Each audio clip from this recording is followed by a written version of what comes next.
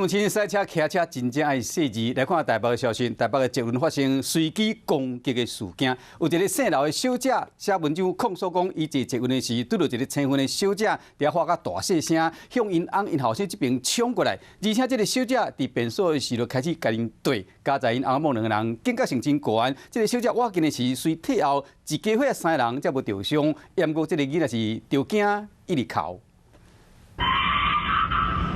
一位小姐雄雄行过来，直直叫刷来伸手大垃圾。爸爸妈妈第一时间甲囡仔摸好安，随甲婴仔车塞对后壁。不过这位小姐愈叫愈大声，惊到囡仔。嫌犯证词真激动，无法度冷静落来，警方接到通报，赶到现场处理。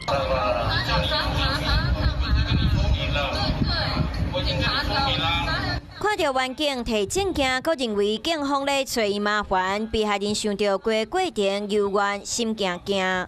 做一些抓扯跟推挤的动作，那试着想要去抓宝宝。我当下其实是觉得很危险的，因为我不知道这个女性，有没有，她有背一个包包，我不知道她是不是有带着什么东西啊，危险物品之类的。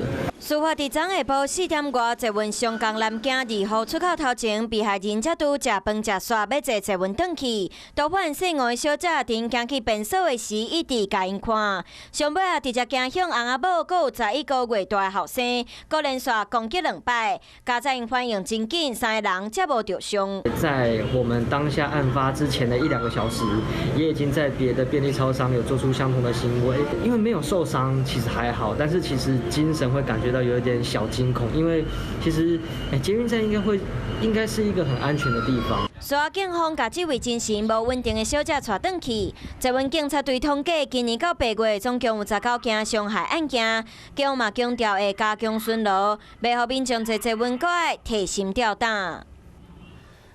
Hello， 大家好，我是品轩。想要跟我一起品味生活中的大小事吗？一定要赶快打开华视的 YouTube 频道，按赞订阅，并且开启小铃铛哦。